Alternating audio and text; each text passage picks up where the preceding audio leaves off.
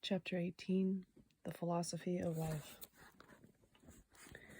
I visited this man 3 times in all. He lives in a prestigious dacha community not far from Moscow. His 2 sons, who hold some sort of fairly high positions in the government hierarchy, built their aging father a large 2-story mansion and hired a housekeeper to look after both the house and their father. At best, they come to see their father once a year on his birthday. His name is Nikolai Fyodorovich. Footnote: Fyodorovich, a patronymic derived from the Russian name Fyodor, spelt Fyodor in English, Fiodor, which is closer to the actual pronunciation. Similarly, the feminine patronymic Nikoforovna, to be encountered presently, is derived from Nikifor. His name is Nikolai Fyodorovich, and he's already in his 70s. His legs ache, and so almost the whole time he sits in his imported wheelchair. His huge mansion is designed in the best European style, with half the ground floor taken up by his study with a multitude of shelves, home to a considerable collection of books in a variety of languages. Most of these books are on philosophy, in expensive leather bindings. Before his retirement, Nikolai taught philosophy at the prestigious Moscow University and has several academic degrees. In his more senior years, he settled into this mansion and spends almost all his time in his study, reading and reflecting. I got to know him thanks to the persistence of his housekeeper, Galina, who came to one of my readers' conferences. I am grateful to her for introducing us. Nikolai had read the books about Anastasia, and he was a most interesting chap to speak with. In spite of his academic degrees, this old fellow could explain in simple, straightforward terms things that had not always been clear to me in Anastasia's sayings, as well as reveal new aspects he had discovered in them. After the publication of my 3rd book, The Space of Love, the office of the Anastasia Foundation forwarded several letters to me written by the leaders of various religious denominations, aggressively denouncing Anastasia, calling her a fool and a scoundrel. One of them even wrote a long letter replete with obscene language. I was at a loss to understand why Anastasia had suddenly started provoking such unmitigated aggression among certain religious leaders, so I decided to send some of these letters along to Nikolai for his opinion. 2 months later, his housekeeper Galina came to see me, having looked me up at my hotel. She was very distraught and pleaded with me to come see Nikolai right away, as she was concerned about his health. It was hard to resist Galina's insistence.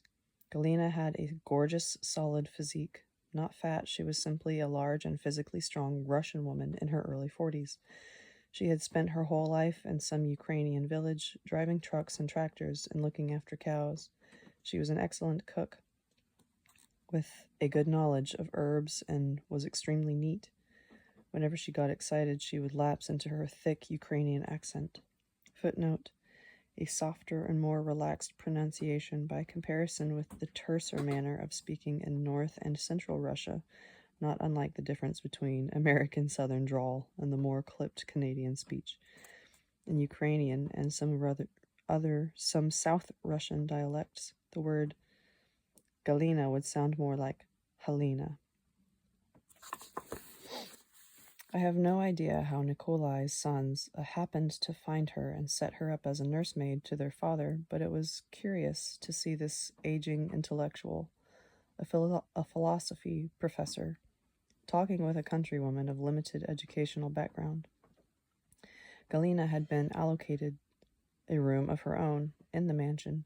It would have been fine for her simply to look after the household affairs, and she did this quite well, but she couldn't help listening to what Nikolai and I were saying to each other. She would invariably think up something that needed doing in our presence and start dusting a particular spot over and over again, all the while commenting aloud on what she was hearing as though talking to herself. This time Galina had come to collect me in the Niva, which Nikolai's sons had purchased so she could go grocery shopping in the town when necessary, or drive into the woods to gather herbs or fetch medicines for their father. Footnote: Niva, a Russian make of four-wheel drive sports utility vehicle produced in 1977 by Volga Automobile Factory in Tolaity,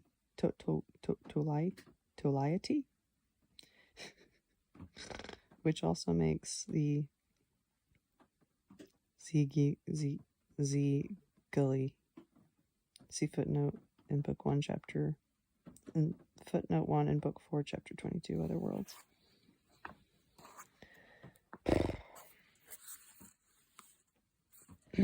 I dropped what I was working on and went with her. Driving through the streets of Moscow, Galina was very quiet. She looked tense behind the wheel, and I even noticed a few drops of sweat on her face until we got past the outer ring road. Once she found herself on the familiar route, she breathed a noticeable sigh of relief. Now she was much more relaxed behind the wheel and started quickly telling me about her concerns in her mixture of Ukrainian and Russian. He was sure quiet back then. The man would sit on the whole lifelong day, just quiet in his wheelchair, reading books and thinking to himself. I'd make up hominy grits or oatmeal for him every morning. I'd feed him, and I could go to the market or maybe to the woods to get some herbs. For his health, you know. I could go with a clear conscience, seeing he'd be sitting in that chair thinking of his thoughts or reading a book. But now it's all different. I brought him the letters you sent. He read them. Just 2 days after that, he said to me, "Take some money, Galina. Go and buy some of those Anastasia books and then get him to the market. No need to hurry home. Stay there at the market and watch people. As soon as you see somebody who looks sad or sick, give him a book." I did this even twice, but there's no way he'd quiet down. "Don't worry about my dinner, Galina," he'd say, or says he. "I'll make do myself if I get hungry." But I still always made it home in time for dinner. But the other day when I got home from the market, I went to his books room to give him, as usual, to give him some herbal tea. And hey, his chair's empty. And if he ain't lying there face down on the carpet. I rushed over to the telephone and grabbed the receiver to dial the doctor's number, just like his sons told me to. They even gave me a special number, not the one everybody else uses. So I call up and cry, "Help!" into the telephone. And just then he lifts his head and says to me, "Cancel the call, Galina. I'm okay. I'm just doing some exercises, push-ups." So I dash over to him. So I dash over to him, pick him plumb up off the floor, and set him back in his chair. How do you ever get himself off the floor with those aching legs of his? What kind of exercise is it? I says to him. When someone just lays on the floor, and he replies, "I'd already done my exercise and I was just resting. No need for you to worry your little head over." Next day, he'd gotten out of his chair again, onto the floor to do his exercises. So I went out, bought him some dumbbells. Well, not dumbbells exactly, something called an expander. With handles and elastic bands, you can hook 'em up just one band to make it easier for when you've got a bit more strength. I bought him this expander, see, but he still keeps trying to get up out of his chair just like a kid who don't know any better. His heart ain't any too young. And seeing it ain't too young, he shouldn't try things too heavy all at once. He has to do it one step at a time. He's just like a foolish child. It's pretty near 5 years I've been working for him now, and nothing like this ever happened before. And I haven't a clue to myself what's going on in my heart. You have to talk with him. Tell him at least to go easy on his exercises if he likes them so much. Tell him to go easy. And I entered Nikolai Fedorovich's spacious study. The hearth was cheerily ablaze. The old philosophy professor was not sitting in his wheelchair as usual, but at his large desk, writing or sketching something out. Even his outward appearance told me that something was different about him. He was not wearing his customary dressing gown, but a sported, but sported a proper shirt and tie. He greeted me with more vigor than usual, quickly invited me to take a seat, and, bypassing the traditional "how are yous," started in talking. Nikolai spoke fervently and passionately. "Did you know, Vladimir, what marvelous times are coming upon our earth? I don't want to die. I want to live on this kind of earth. I read all the letters with those obscenities directed at Anastasia. Thank you for passing them along to me. In many respects, it was a real eye-opener. They call Anastasia a taiga recluse, an enchantress, a sorceress, whereas in fact she is a warrior par excellence. Indeed, just think about it. Anastasia is a warrior par excellence for the forces of light. Her significance and greatness are something that will be appreciated by future generations. The human consciousness, mind, and feelings expressed in these sagas, folk tales, and legends that have been passed down to us were incapable of even imagining the greatness of this warrior. Only please don't be surprised, Vladimir. Don't get touchy as you usually do about Anastasia. Yes, she is man. She is a woman endowed with all, and I mean all, of human nature, with all of the feminine weaknesses and virtues, designed to be a mother, but at the same time she is also a great warrior, right to this moment. I shall try to express myself not quite so abstrusely. It all comes down to the philosophical concept. You see, Vladimir, on the shelves of my study there are a great many books. There are philosophical works of thinkers of different times and from different parts of the globe. Pointing to his bookshelves, Nikolai listed them off one by one. That's ancient rhetoric, talking about the living, animated body of the cosmos. Next to that is what's been written about Socrates. He himself didn't write anything. Over to the right, you see Lucretius, Plutarch, and Marcus Aurelius. A little lower down are 5 epic poems of Nizami Ganjavi. Further along there are Arani, Descartes, Franklin, Kant, Laplace, Hegel, and Stendhal. There's footnotes for all of these, but I don't care. All of these men attempted to learn the central essence of things, to fathom the laws of the universe. It was people such as these Durant was referring to when he wrote, "The history of philosophy is essentially an account of the efforts great men have made to avert social disintegration by building up a natural moral sanctions to take the place of the supernatural sanctions which they themselves have destroyed." Wow. Great thinkers, Nikolai continued, have attempted, each in their own way, to get closer to the concept of the absolute. Their philosophical concepts gave rise to the religion-like philosophical tendencies which, in turn, pass into history. Eventually, having defiled all the timid counter-attempts, the dominant concept in our lifetime has turned out to be, to put it concisely, the concept of subjection to some kind of supreme mind. Its precise location is unimportant, be it the infinite spaces of the universe or localized in the essence of a particular human soul. Much more important is the fact that the concept of subjection or inclination dominates over everything else.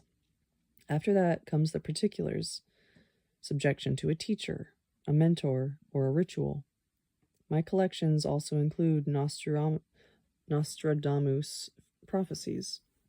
Taken as a whole, they constitute a philosophical concept, namely that man is perishable, corruptible, and insignificant, and that he has a lot to learn. This concept is precisely what distorts and destroys the soul of man. No one who adheres to this concept can be truly happy. Not a single person on the earth can be happy as long as such a concept is dominant in man's consciousness. It weighs equally upon the philosopher and the one who has never gone near philosophy in his life. I'm going to dog you this. It weighs equally upon the newborn and the aged. It weighs upon the fetus in the mother's womb. Many adherents of this concept are living today. They have been around at different times, and today their followers are proselytizing human society with their beliefs in the frailty and insignificance of man's essence. But no, other times are upon us now. Anastasia's words from God were like a flash of light to me. You wrote them down, Vladimir, I remember them. When Adam asked God, "Where is the edge of the universe? What will I do when I come to it? When I myself fill everything and have created everything I have conceived?" And God replied to his son, replied to us all, "My son, the universe itself is a thought from which was born a dream, which is partially visible as matter. When you approach the edge of all creation, your thought will reveal a new beginning and continuation. From obscurity will arise a new and resplendent birth of you, and it will reflect in itself your soul, your dreams, your whole aspirations. My son, you are infinite. You are eternal. Within you are your dreams of creation." What a perfect, philosophically comprehensive, precise, and concise response that explains it all. It stands head and shoulders above all of our philosophical definitions taken together. You can see for yourself, Vladimir, the vast collection of books on my library shelves, but the one book which is worth far more than all of the volumes ever published on philosophy taken together is missing. Many have said this, many have seen this book, but few are afforded the opportunity to read it. The language of this book is not one that can be studied, but it can be felt. What language is that? The language of God, Vladimir. May I remind you of how Anastasia described it? The peoples of the earth have so many words with different meanings. There are so many diverse languages and dialects, and yet there is one language for all. One language for all divine callings. It is woven together out of the rustling of the leaves, the song of the birds, and the roar of the waves. The divine language has fragrance and color. Through this language, God responds to each one's request and gives a prayerful response to prayer. Anastasia can feel and understand this language, but what about us? How can it be we have let it go unheeded for centuries? Think of the logic. Cold logic dictates that if God created the earth and nature that lives all around us, then every blade of grass, every tree, and every cloud, the water and the stars can only be his materialized thoughts. But we simply pay no attention to them. We trample them, we break them, we disfigure them, all the while talking about our faith. What kind of faith is that? Who are we really worshiping? The parade of worldly rulers, no matter what grand temples they may have built, will be remembered only by the filth they have bequeathed to their descendants. Water will prove to be the criterion, the measure of all things. Every day that passes, water seethes with more and more contamination. That's how Anastasia put it. That could only have been said by a consummate philosopher, and it behoves all of us to ponder that statement. Just think, Vladimir, anything we construct, even if it is for worship, is temporal, just like religion itself. Religions come and go, along with their temples and their philosophies. Water has existed since the creation of the world, just as we have. After all, we too are composed, by and large, of water. But Nikolai Fedorovich, why do you think Anastasia's definitions are the most accurate? Because they are taken from the one book that covers everything, And their logic, Vladimir, is the logic of philosophy. There is one preceding statement given in God's name, in which God answers the question, "What do you so fervently desire?" And his answer is directed to every single entity in the universe. Joint creation and joy for all from its contemplation. Just one brief sentence, only a few words, that's all. Just a few words to express God's aspiration and desire. None of the great philosophers have been able to give a more precise and accurate definition. One must perceive reality through one's self, says Anastasia. Footnote, quoted from Book 4, Chapter 2, The Beginning of Creation. One must perceive reality through one's self. So any parent who loves their children should determine whether this may not be what they are really. So any parent who loves their children should determine whether this may not be what they are really dreaming about. Who among us, being the son or the daughter of God, would not desire conjoint creation with our children and joy from its contemplation? What consummate power and wisdom are contained in these philosophical definitions of Anastasia's. They are absolutely crucial for mankind. They are effective. The hosts of doomsayers have lined themselves up against them. They will continue to manifest themselves, not just in the form of cursing Anastasia in correspondence, but in a variety of ways. Many small-minded preachers will gather a fistful of followers around them and look as though they are preaching the truth to people who are too lazy to think for themselves. Anastasia has already said about these, "Woe unto you who call yourselves teachers of human souls. Cool the passions of your heart, and may everyone now know the Creator has given all to each one right from the start." The Creator has given all to each one right from the start. The truth has been there right from the start in each one's soul. And we need only refrain from hiding the Creator's great creations under the murky domain of dogma and conventions, the murk of inventions for the sake of one's own selfish interests. These are the people who will try to pounce on Anastasia, because Anastasia is utterly destroying their philosophy. With her own philosophical concepts, she is actually forestalling the end of the world. And this is our reality today. We are witnessing and participating in the greatest deeds of all time. Here we are at the threshold of a new millennium, and we are entering upon a new reality. We are already living in this reality.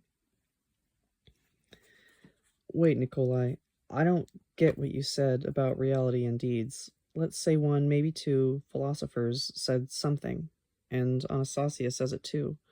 What have reality and deeds got to do with it? It's all just words. Philosophers talk, and life goes on unfolding in its own way. The life of any human society has always been constructed, as it is today, under the influence of philosophical concepts. The Jewish philosophy was one way of life.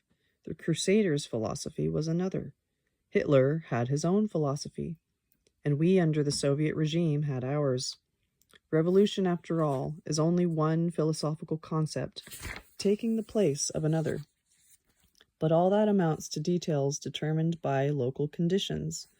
What Anastasia has accomplished is much more global in scale.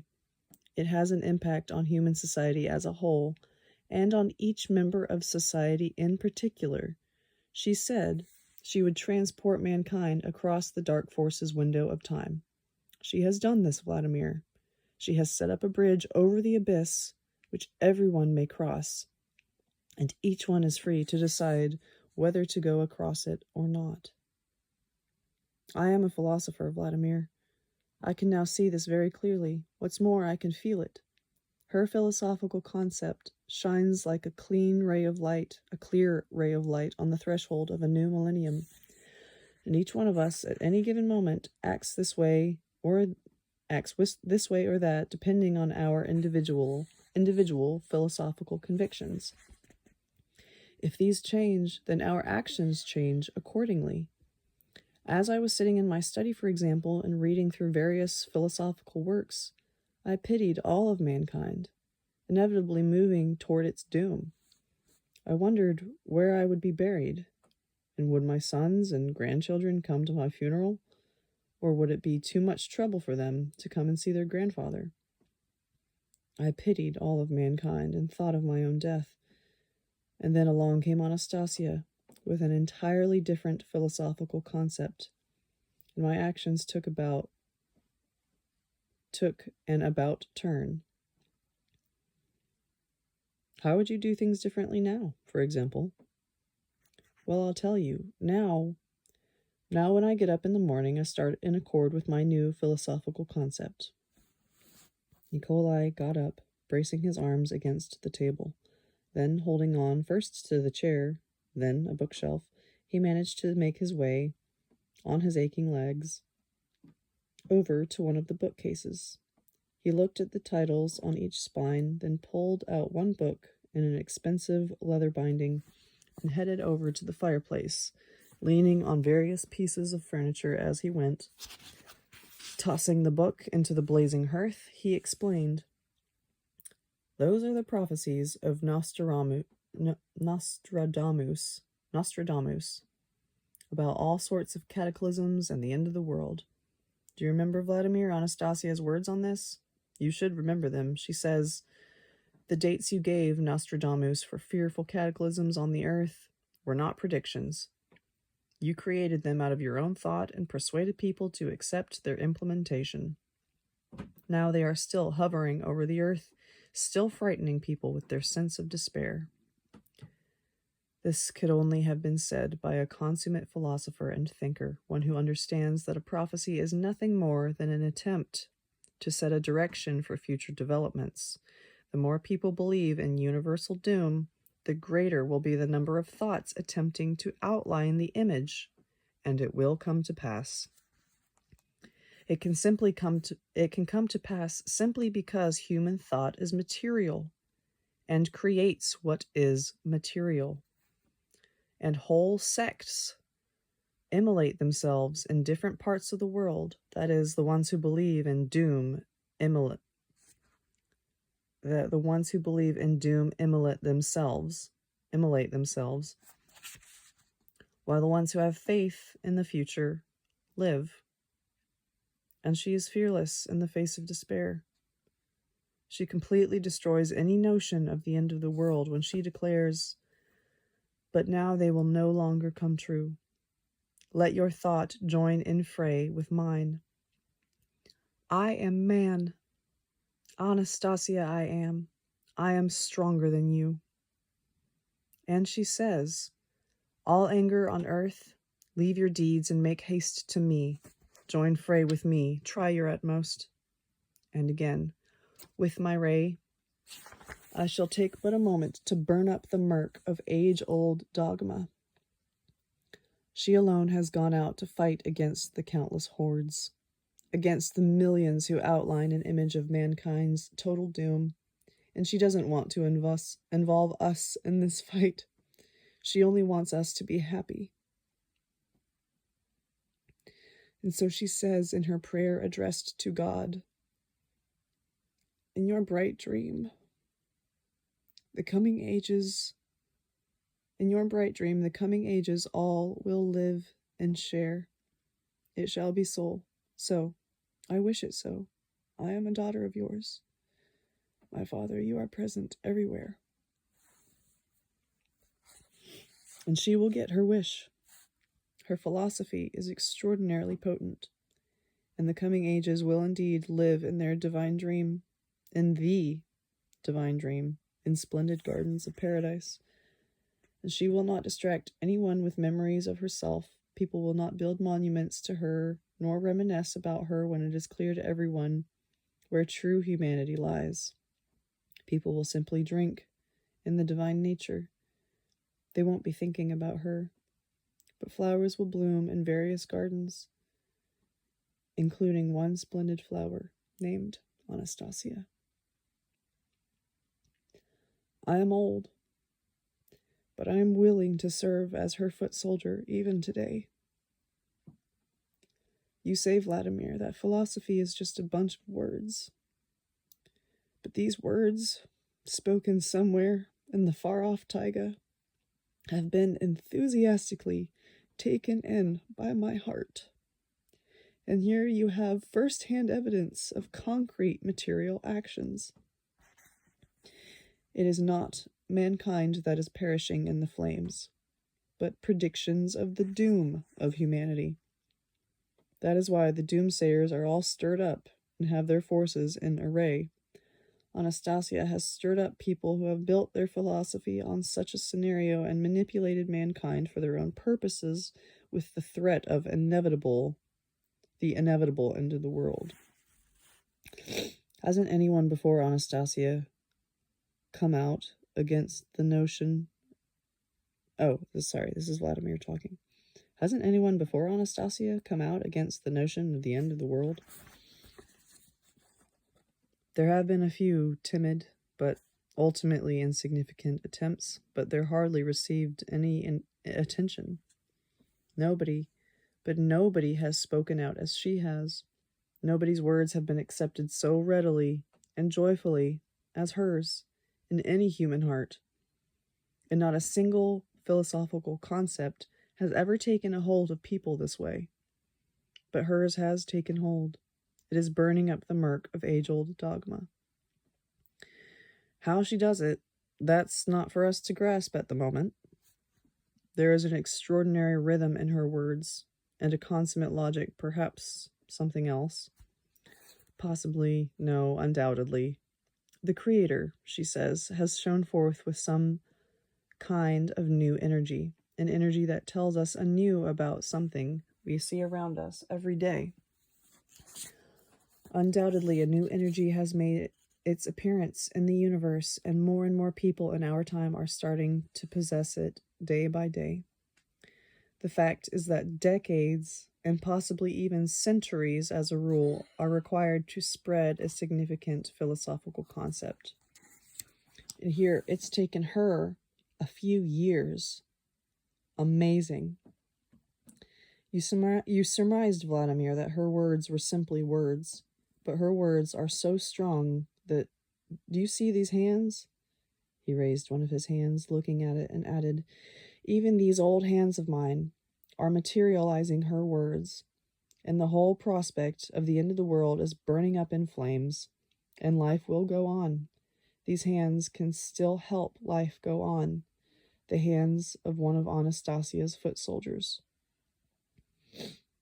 Holding on to the furniture, Nikolai made his way over to the table and picked up a pitcher of water.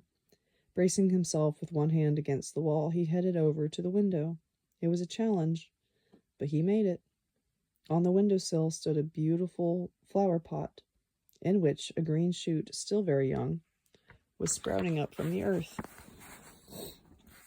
Look, my baby cedar has come up at last, and now my hands will water it, materializing the words that are close to my heart.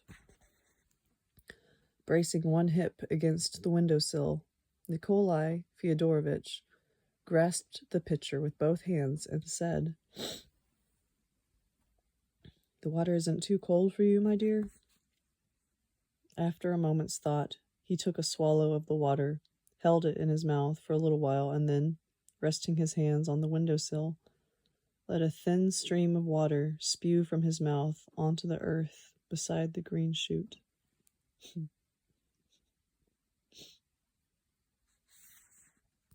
Galina was in the study during our conversation. She was always thinking up some excuse to be in his study. She would bring tea, start dusting, all the while muttering quietly to herself, commenting on what she had heard and seen. These last actions of Nikolai evoked a rather louder comment than usual. Now what's the point of that? Any decent person might wonder. Here he goes doing tricks like this in his old age. He won't ride in his wheelchair. He goes and tortures his aging legs, making him walk like that, and somehow people ain't satisfied. Here it is, nice and warm and comfy at home, but ain't enough for them, just ain't enough.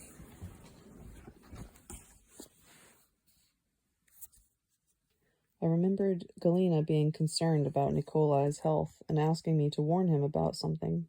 Only now I couldn't figure out what there was to warn him about, and I asked him, "What have you thought up this time, Nikolai?" He was a bit emotional, but said distinctly, "I have a big favor to request of you, Vladimir. I ask you only to respect an old man's wishes." "Go ahead. I'll be happy to oblige if I can." "I've heard you saying you're planning to get people together who want to start building an ecological settlement. You want to see about having a hectare of land granted to each family to set up a kins domain." "Yes, I do.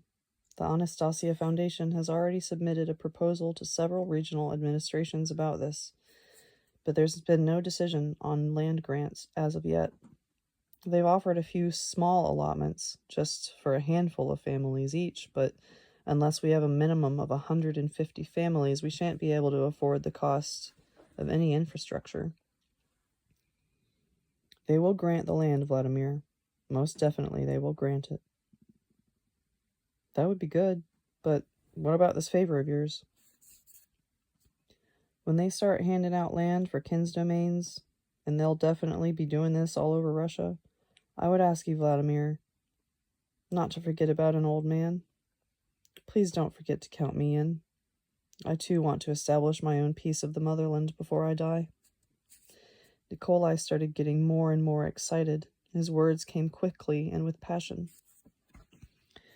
"To establish it for myself, for my children, and my grandchildren. See, I'm growing my own baby cedar in this pot, so I can plant the seedlings in a piece of my motherland with my own hands. I won't be a burden to anyone. I'll set everything up on my own hectare of land. I'll put in a garden and plant a living fence. I'll be able to help my neighbors. I have some savings, and I keep receiving honoraria for various articles. My sons, whatever else you say about them, they never refuse any financial help. I'll build myself a little house there, and I can help finance construction for my neighbors." "That'll be a fine sight to see," Galina was muttering even louder than before. "People don't stop to think of it. How can you plant a garden when your legs don't move? There he is planning on helping his neighbors. Oh, if decent folk could only hear that. What would decent folk think? Here his sons have built him a house like this. He should just live and be happy, and thank his sons and God for it, but people just can't sit still. Gotta keep on thinking up things like that right up into their old age. What might decent folk think about people like that?" Nikolai heard what Galina was saying, but didn't pay any attention to her, or at least pretended to ignore her, and went on. "I realize, Vladimir, that my decision may be treated as excessive emotionalism, but that's not how it is. My decision is the fruit of extensive reflection. I may appear to enjoy a fine life, but it's only an appearance. I have a mansion fully equipped, practically a palace. I've got a housekeeper to take care of it. My sons have done pretty well for themselves, but before learning about Anastasia, I was as good as dead. Yes, Vladimir, dead. Look, I've been living here for over 4 years now. I've spent most of my time in my study. I'm useful to no one. There's literally nothing I can have an impact on. And the same fate awaits my sons and then my grandchildren. It's the fate of experiencing your death while you are still alive. They call man dead, Vladimir, when he stops breathing. But that is not the case. Man dies the moment he stops being useful to others and is no longer in charge of anything. The neighbors' houses around here aren't quite so grand, but I don't have any friends among them. And my sons have asked me not to announce my name even to the neighbors. There are a lot of jealous types about wondering whose house this is, a house that's practically a palace. Once they find out, they'll splash my name all over the media, inquiring how I managed to finance this setup. They'll never believe it was my own hard-earned money. The way I sit here, I may as well be in prison, or even dead. I just sit here in my study. I never go upstairs. There's no reason for me to. Certainly, I have a lot of philosophical publications to my name, but after finding out about Anastasia, I'll tell you right off, Vladimir, and please don't take what I say as a fantasy of old age. I'll prove to you what I'm about to say is true. You realize, Vladimir, right now, right this very moment, God's judgment is coming to pass. Judgment? But where and how? And why doesn't anybody know about this? You realize, Vladimir, for so long we've imagined this judgment to be coming from some kind of terrible being from on high with its terrible entourage. And this supreme being is supposed to tell each of us where we've been right and where we've been wrong. And this supreme being is supposed to mete out punishment in due measure, sending whoever's being judged either to heaven or to hell. How primitively we have pictured God's judgment. But God is not some primitive creature. He can't judge that way. He has given man eternal freedom, and any kind of judgment is a violation of one's person. It is a deprivation of freedom. Then what did you mean when you said something about God's judgment coming to pass right this very moment? And I'll say it again. God's judgment is coming to pass right this very moment. Everyone is given the opportunity to judge himself. I realize now what Anastasia has done. Her philosophy, her power, and logic are speeding up the process. Just think, Vladimir, many people will believe her and bring the idea of these splendid divine communities to fruition. Once they believe, they'll find themselves in a garden of paradise. Others won't believe them and will remain where they are now. Everything in the world is relative. At the moment, we are not in a position to compare our life with any other. And so we think our lifestyle is tolerable. But when it is put side by side with another kind of life, when the unbelievers finally believe, they will see themselves in hell.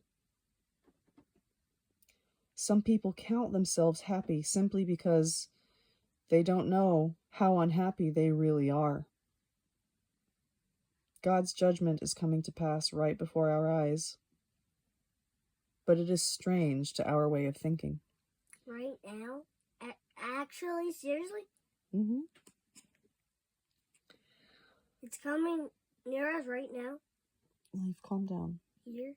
Yes, it's everywhere. This isn't just my discovery. I know of this psychologist in Novosibirsk who's undertaken a study of how various population groups react to Anastasia's sayings. She's said practically the same thing. I don't know her personally. I've only read her conclusions in print, and they're similar to my own. People in various cities and towns are feeling and realizing the majesty of what's been taking place. Professor Uriumkin, whose poems have been published in the People's Collection, is another one who's described the Anastasia phenomenon in magnificent verse. I'd like to remind you, Vladimir, of these lines that he dedicated to Anastasia. In you, I have beheld a man quite clearly, possibly from the end of another era, where, midst goddesses, my own grandchildren too will be an embodiment of you. Footnote, People's Collection, a reference to the 544-page volume of readers' poetry, art, and letters published in Russian under the title The Soul of Russia Sings in Anastasia's Ray, a people's book. I memorized these beautiful lines. I want my grandchildren, too, to live among the goddesses, and therefore I want to provide this opportunity for them. I want to begin establishing for them a piece of our splendid motherland. Just to buy a piece of property, even more than 1 hectare in size, is no problem for me, but it is important to me who my neighbors are, and I And so I want to set up my property in a circle of people who share my way of thinking, to set it up for my grandchildren. One of them will most certainly want to live there, and my sons will want to come and rest there in their father's garden from the bustle of daily life. At the moment, they come and see me only on rare occasions, but they will come to the garden I shall set up. I shall ask that I be buried in this garden. My sons will come. I'm talking about my grandchildren, my sons, but above all, I need to create something inherent in the essence of man. Otherwise, you see, Vladimir, all at once I have acquired the desire to live and be active. I can do it. I shall become a foot soldier and enlist in Anastasia's cause. You can live just as well right where you are. Why don't you just live out a good quiet life right here? Galina inquired. This time Nikolai Fyodorowitch took it upon himself to reply. He turned to her and said, I can understand your concern, Galina Nikiforovna. You're afraid of losing your job and the roof over your head. Please do not worry. I will help you build a little house nearby, and you will have your own house and your own plot of land. You will get married. You'll find the one meant just for you. All at once, Galina straightened up to her full height, threw her white rag down on the side table, the rag she had been pretending to dust with all during our conversation, and she placed her hands on her solidly built thighs. She looked as though she wanted to say something, but couldn't, as though her emotional state had cut her short of breath. Then, mustering up her strength, she managed to pronounce quietly, Well, maybe I don't like the idea of being close to a neighbor like you. Anyway, I can build my own house just as soon as I get my own land. When I was a kid, I helped my father build a log cabin, and I've saved up a pretty penny. Besides, working around here ain't so pleasant. Who is there to clean up for day after day upstairs? Nobody ever goes upstairs, yet here I am, cleaning up like a damn fool over nobody. I don't want to have to live in a neighborhood if the neighbors don't have their heads screwed on right. Galina did a sharp about-turn and quickly headed off to her room. But presently the door of her room opened, and Galina reappeared in the doorway, holding in her hands 2 little pots with green shoots, just like those in Nikolai Fyodorowitch's fancy pot. She walked over to the window and put her little pots down next to his on the windowsill. Then she returned to her room and brought out a large basket filled with a whole lot of little cloth bundles. She placed the basket at Nikolai's feet and said, Them's seeds, real ones. I gathered 'em myself all summer long, right through the fall. They're from real medicinal herbs, the ones they sow in the fields to sell at pharmacies. They ain't got the power of these here. Just scatter 'em with your own hand, on your own land. They'll multiply your health and your strength. When they're growing, and when you make herbal tea with 'em, and drink 'em in the wintertime. Besides that baby cedar of yours, it's going to be lonely. Well, there's some friends and a brother for it. Galina pointed to the windowsill, where the 3 pots with little shoots were now standing, then walked slowly to the front door, calling over her shoulder, Goodbye, philosophers. Maybe you ought to know the philosophy of death. Maybe you already know the philosophy of death. But as for the philosophy of life, you've still got a lot to learn. As far as anyone could tell, Galina had been deeply offended by something, and she was walking away for good. Nikolai Fyodorowitch took a step to follow her, but stumbled. He then tried to catch himself by reaching out for the back of a chair, but the chair fell over. Nikolai started to sway back and forth, flinging his arms out to the side. I jumped up to offer him a hand, but I was too late. Galina, who, by this time, had already reached the door of the room, turned at the noise of the falling chair and saw Nikolai swaying back and forth. Quick as a wink, she was at his side.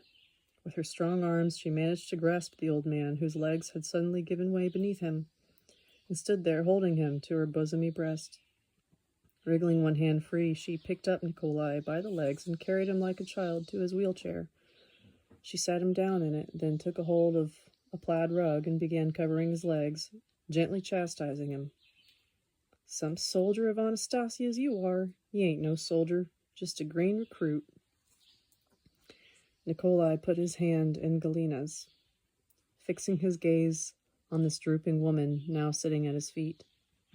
He said, switching to the familiar form of address for the first time, "Forgive me, Galia. I thought you were laughing at my aspirations, and here you are." Footnote, familiar form of address, similar to using tu instead of vous in French. The informal form of address is reciprocated by Galina in addressing Nikolai Fyodorovich. "I'm the one laughing? You think I'm crazy?" Galina blurted out. "Every night I sit and think only soul thoughts about how I'm going to plant herbs, real ones, medicinal herbs, about how I'm going to use them to feed this bright-eyed falcon here to help him get his strength back." Footnote, bright-eyed falcon, a reference to a Russian folk tale about a falcon named Finist. When Marya, the daughter of a rich merchant, is bought a falcon feather by her father at her request, she waves it in the air, whereupon a falcon appears, and later turns into a handsome young man. The two fall in love. Injured, however, thanks to the trickery of Marya's wicked elder sisters, Finist flies off and eventually recovers, but Marya must set out on a long quest to find him and rescue him from a palace where a sly princess has her own designs upon him. The tale ends, of course, with Marya and Finist marrying and living happily ever after. "I'll make him some real soup from fresh cabbage that don't smell of chemicals. I'll give him some real cow's milk to drink, not that fancy pasteurized stuff. And just as soon as this bright old falcon gets himself straightened out, maybe I'll even bear him a child." Me, I wasn't laughing. Not even one little bit. I was just saying that to see how firm a decision he'd made, to see whether he might change it in midstream. "It is firm, Galina. I am not going to change it." "Well, if that's how it is, then don't chase me out of the neighborhood. Don't go hand me over to some other suitor." "I wasn't chasing you out, Galia. It's just that I had no idea you wanted to be with me someplace other than this well-appointed mansion. I am happy to accede your wishes, Galia. I am immeasurably grateful to you. I simply had no idea." "What's that here to have no idea about? What woman would turn away from such a determined soldier as yourself? I've read about Anastasia. How I've read about her. Took me a long time, it did. Had to read it syllable by syllable, but I still got it right off. All us gals today need to become like Anastasia. So I've decided to become a little of Anastasia to you. Us gals need to become a little bit like Anastasia. She ain't got too many soldiers just yet, only a bunch of green recruits, still wet behind the ears. Us gals are going to make 'em strong, and make 'em well." "Thank you, Galia. That means you, Galina Nikiforovna, have read the books and pondered them during your evenings?" "For certain. I've read all the books on Anastasia and thought about them during my evenings. Only please don't address me as a stranger anymore. I've been meaning to ask you for a long, good time now. Just call me Galia." "Okay, Galia. I was intrigued by what you said when you were offended. Truly intrigued. You said we already know the philosophy of death, but as for the philosophy of life, we've got a lot to learn. What a concise formulation of two contrary philosophical tendencies. A succinct definition indeed, the philosophy of death and the philosophy of life. Simply amazing. Anastasia is the philosophy of life. Yes, of course, just amazing." Stroking Galina's hand excitedly and tenderly, Nikolai exclaimed, "You're a philosopher, Galina. I had no idea."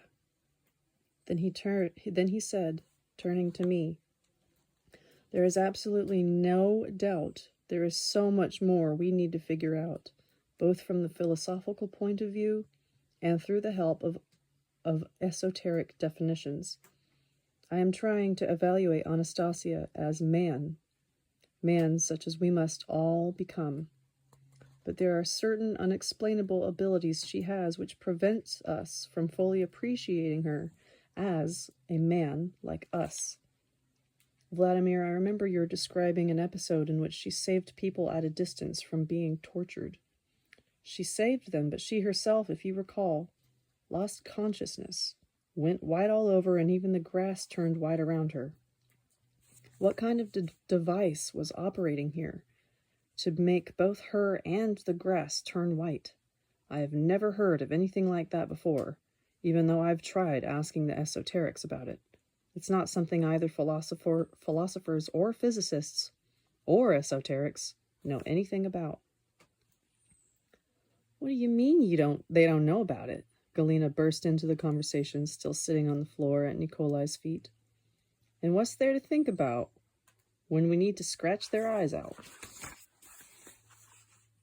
Whose eyes, Galia? Do you have your own opinion on this phenomenon? Nikolai inquired in surprise. Galina was only too ready and willing to provide an answer. It's just as plain as the nose on your face. Just as soon as man is attacked by something rotten, by some sort of wretched news or threats, or cussed at in anger, he goes all white. Turns pale, you know. He turns pale when he don't return that anger, but burns it up within himself, meaning he gets all shook up, and burns up the anger within himself and makes him go all white. You see, lots of examples of that in life. Anastasia, too, can take this rot and burn it up within herself, and then the ground goes all white trying to help her. As for me, well, I think you gotta scratch its eyes out. The eyes of any kind of rot, I mean. Wow, really? Many people turn pale, Nikolai exclaimed in surprise, fixing his gaze on Galina, and then added, but man truly turns pale when he does not reciprocate someone's insult, but tries to keep a stiff upper lip and hold it within. He burns it up within himself, as it turns out.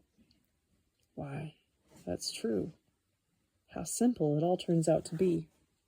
Anastasia burns up within herself the energy of aggression aimed at her. If such energy were reciprocated, it would fail to dissipate in space, but it would go off and find some other target. Anastasia doesn't want anyone... Oh, sorry, this is still Nikolai speaking.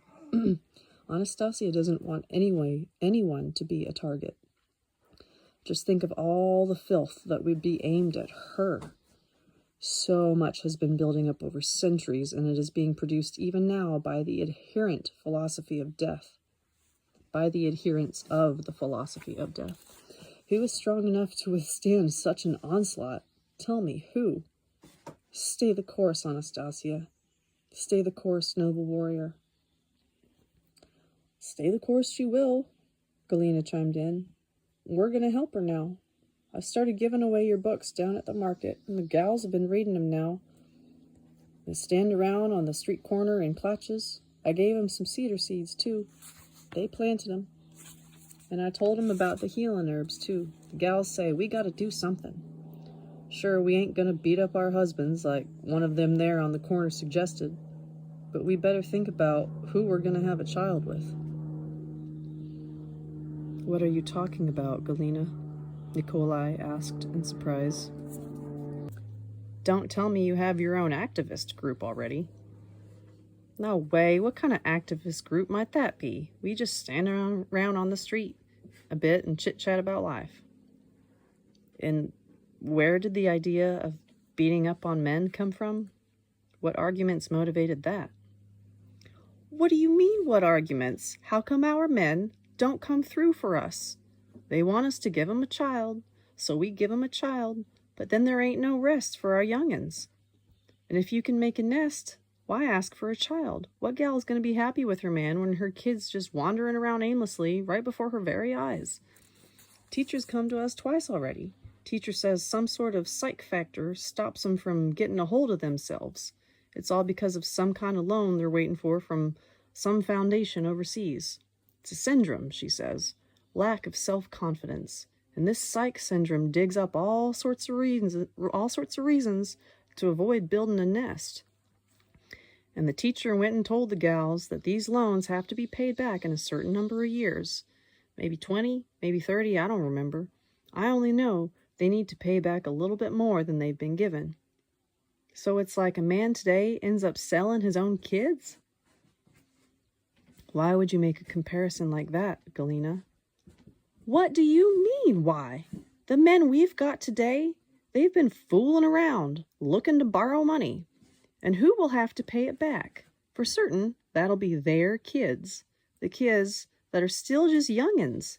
Yeah, and the kids who ain't even been born yet. And our kids will have to pay back even more than their dads have borrowed. When the gals been grasping this picture of the future, they start going crazy over concern for their kids. They felt like bashing their men's snouts in. And as for me, I thought we were better not to wait for help from anywhere. It's time we ourselves started helping these poor men of ours. I once tried a taste of that overseas sausage, and my heart broke out in tears. And I really wanted to send a piece of our Ukrainian bacon to whoever it was that made that sausage, along with some of our own homemade sausage. Oh my dear God, people in those countries have no idea how a sausage ought to taste. There's no point in taking loans from people like that. That's bad money. There's no good in it at all. It'll bring us nothing but harm. As for beating up, I told you only one gal proposed whipping all them men, and the other gals didn't go along with it. What's the point? So you can knock the last bit of sense out of them? Even so, the gals tell each other how miserable their men have made their lives. And I boast a little bit, and I say my man's come to his senses. He's already started making a nest. Your man? Who is he? Oh, sorry. No. My brain interpreted that as one of the women talking to Galena. No, that was Nikolai. He said, your man, who is he?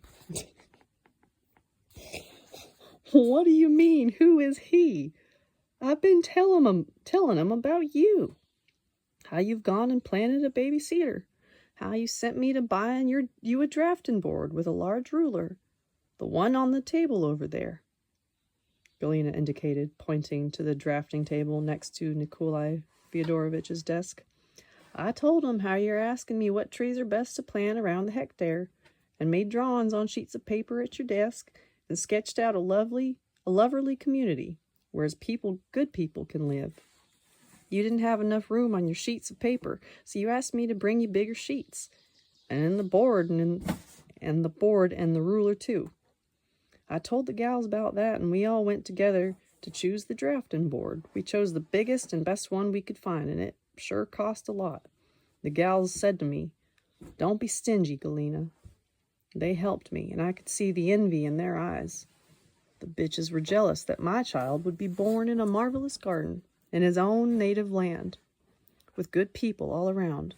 And I ain't even mad at them for being jealous. After all, everybody wants to be happy. They pooled their money together and bought me a camera so that I can take a picture of your sketch. I took the camera, and they showed me what button to press and where I should look through to make a snap, only I never got the courage to ask your permission, so I never pressed the button. You did the right thing, Galena, not taking a photo of my design without my permission. When I've finished, then perhaps I shall publish it as one proposal for the new settlement. That's going to take you a long time, and the gals right now cannot wait to see this lovely, beautiful future, at least to sneak a glimpse. You've managed to come up with a lovely drawing on one of them large sheets. What makes you think I shan't soon complete it? Everything's almost ready to be published. I have the plans and the color drawings, too. That's what I said. You already have a beautiful picture. For certain, it shouldn't be published for people to use, but you could still show it to the gals, the ones I meet with, and I'll just say it's not quite right yet. Nikolai quickly wheeled himself over to the drafting table. I followed. There on the table lay plans, done in colored pencil, of several domains of the new settlement. The drawings showed little houses and gardens and a living fence made out of various kinds of trees and ponds, too. The overall impression was a fine, beautiful arrangement of everything.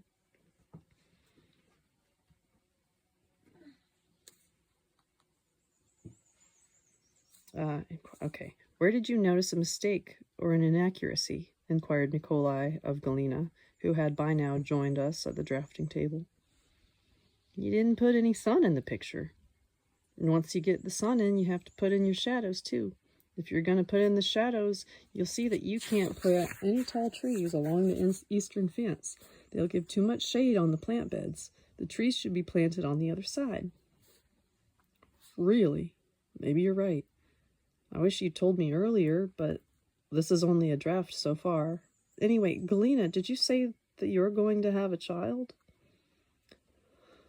Well, it's like this. You keep on doing your exercises for now, but once you stand on your own native ground, you'll crawl out of your catacombs, and I'll feed you with what grows in your native soil, and I'll give you a healing tea to drink. And spring will come around, you'll see, and everything on that native ground is going to come alive and bloom, and you will feel your own strength again, and that is when I'm going to have my child. Once again, Galina sat down on the carpet at Nikolai's feet and put her hands on one of his arms resting on the side of his wheelchair. Even though she wasn't exactly a spring chicken, Galina had a strong, powerful, and attractive body. She could even be called tender and beautiful. Their conversation became more and more friendly in tone, as though they were immersing themselves in some kind of philosophy of life, while I stood around slightly stupefied, feeling like a third leg. So I managed to get a word in edgewise. Excuse me, Nikolai Fyodorovich. It is time for me to be going. I don't want to be late for the plane. I'll have some pies ready for you in a flash, said Galina, getting up, and some preserves for your trip. I'll get you back to Moscow in a jiff.